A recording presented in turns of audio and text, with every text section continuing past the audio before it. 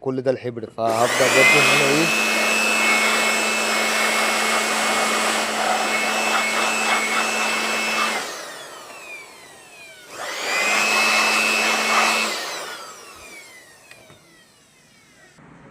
طبعا انا بعد ما نضفته كويس جدا بتأكد ان انا لما باجي الف الرول دوت مش بيبقى فيه اي مثلا حبر قديم او حاجه، وبخبط عليه كده عشان اتأكد ان مفيش اي حبر. كده انا التانك بتاعي بقى نضيف وبيلمع ورجعته جديد.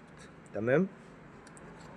رجع بس الأكسيد اللي بيبقى في النص ده علشان ده مهم جدا، عشان هو اللي بيخلي مفيش حبر يقع.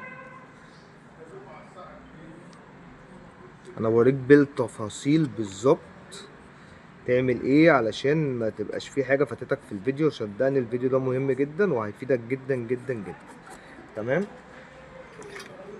ببدأ ان انا اجيب بقى كيس الحبر اللي خلاص الكيس ده انا اللي هستخدمه مثلا بعد كده خلاص في الايام كلها. هو ده الكيس الجديد اللي انا هستخدمه. انزل شويه من الكيس في التانك زي ما انت شايف كده.